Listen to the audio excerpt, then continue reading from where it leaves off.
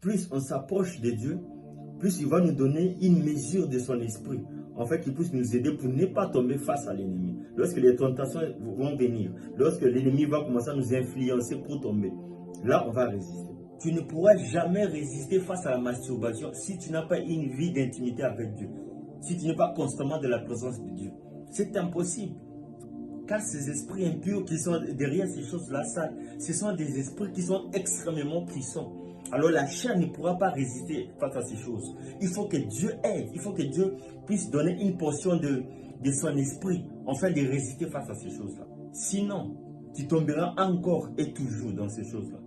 On ne pourra jamais résister devant les mal. On ne pourra jamais résister devant les péchés si on n'a pas une vie d'intimité avec le Saint-Esprit. C'est l'Esprit de Dieu qui donne la capacité à l'homme de résister face au péché. Aussi longtemps que David était à côté de Saül, en train de jouer de la harpe, aucun esprit, aucun mauvais esprit ne pouvait tourmenter Saül. Si Jacob n'avait pas eu pour lui les dieux de son père, les dieux d'Abraham, les dieux d'Isaac, Laban allait les chasser la main vide. Et si Jésus n'était pas ensemble avec les apôtres, si Jésus n'était pas ensemble avec Pierre, les diables allaient les réclamer, les cribler comme du froment. C'est ça la réalité. Sans la relation avec le Saint-Esprit, il n'y a pas de résistance face au péché. Voilà pourquoi David dit dans Psaume 28, le verset 7, voilà, il dit que l'Éternel est ma force et mon bouclier. Alléluia. Bien-aimé, le Saint-Esprit pour nous est notre bouclier. Lorsque l'ennemi vient, lorsque l'ennemi voudra nous influencer, nous pousser à pécher, mais la dimension spirituelle du Saint-Esprit qui est en nous va nous pousser enfin de faire face à ces choses-là. Et Galates 5, le verset 16, la Bible déclare que marchez selon l'Esprit, okay? Marchez selon l'Esprit et vous n'accomplirez pas les désirs de la chair. Alors, après qu'on a une vie d'intimité avec le Saint-Esprit, une vie d'intimité avec Dieu, la deuxième chose, c'est que nous devons savoir ce que nous devons fermer la porte, okay? Qu'on ne puisse pas donner accès à certaines choses ou à certaines personnes qui vont nous pousser à pécher. Voilà, nous devons bloquer l'accès. Nous devons fermer la porte à toutes choses, à toute personne. Voilà pourquoi Matthieu 5, le verset 30, la Bible déclare que si ta main droite est pour toi une occasion de chute, coupe-la et jette-la loin de toi. C'est aussi simple que ça. C'est le même principe. On peut avoir une certaine intimité avec Dieu, on peut avoir une vie d'intimité avec Dieu. Mais lorsqu'on ouvre la porte au diable, lorsqu'on donne accès au diable par certaines choses, par certaines voies, on va toujours finir par tomber. Qu'est-ce que tu fais dans les sites pornographiques? Qu'est-ce que tu fous? Pourquoi s'engager avec quelqu'un avec des conversations à caractère sexuel? Pourquoi? Pourquoi chercher les liens de maisons occultes sur Internet? Pourquoi cette curiosité? Parce que plus tu regardes, plus ça va te pousser encore d'aller plus loin. N'oubliez pas, ce sont des esprits puissants qui agissent derrière ces choses. Plus tu es curieux, plus on va t'amener encore plus loin et plus tu vas tomber. Nous devons fermer accès, nous devons fermer la porte aux choses ou aux personnes qui vont nous pousser à commettre des choses que nous allons encore regretter après.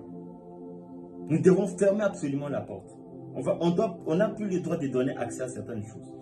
Ce n'est pas un péché de s'éloigner de certaines personnes. Ce n'est pas un péché de se séparer de certaines personnes. Non, on a les choix.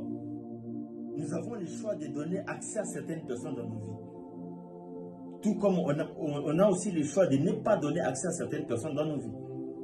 Si tu donnes accès aux fils étrangers dans ta vie, tôt ou tard, ces mêmes filles finiront par te pousser à adorer leur Dieu. Et tu vas finir comme Salomon. Si tu n'éloignes pas Achitophel dans ta vie, sache que il finira toujours par te donner des mauvais conseils. Et tu vas commettre l'abomination devant Israël. Comme Absalom. Si tu n'éloignes pas la fille aînée de l'autre dans ta vie, elle finira toujours par te donner les mauvais conseils. Et tu vas connaître l'abomination. Tu vas connaître les pires des choses.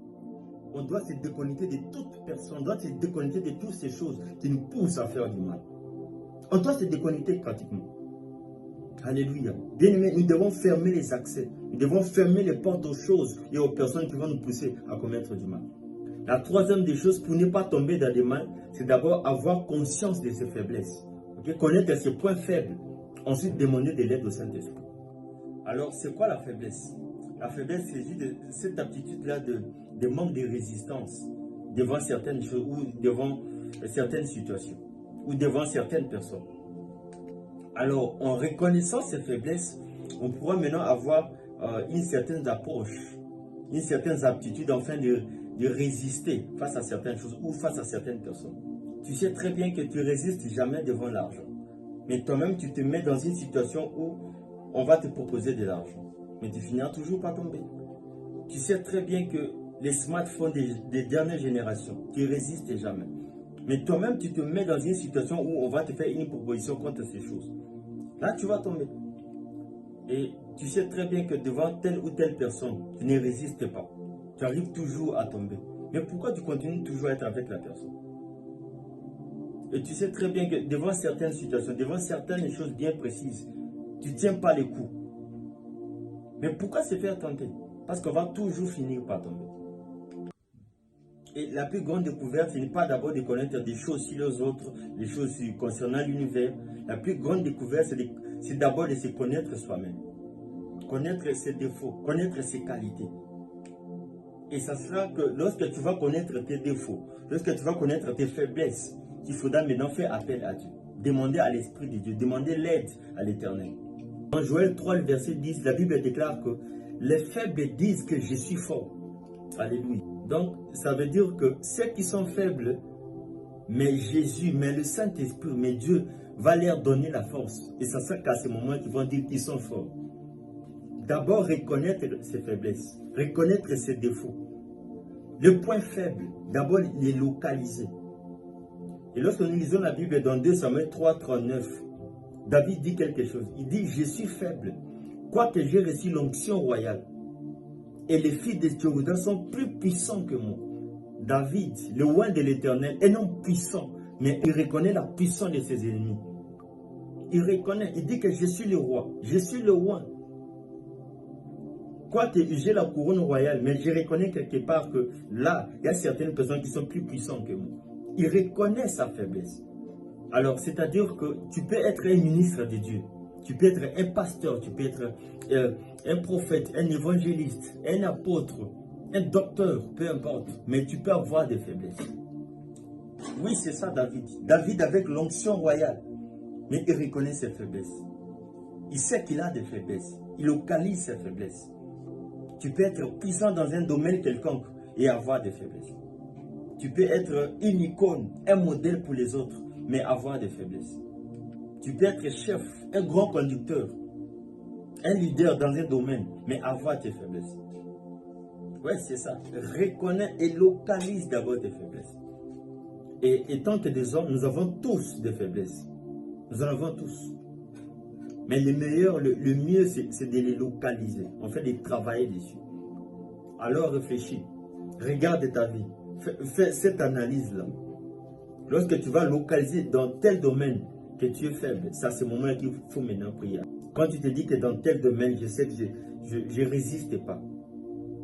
Et ça doit maintenant être une prière pour toi.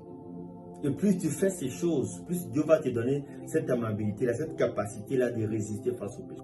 Et lorsque nous lisons dans Job 26, le verset 1, la Bible déclare que Dieu sait venir en aide à la faiblesse. Et il prête secours aux bras sans force.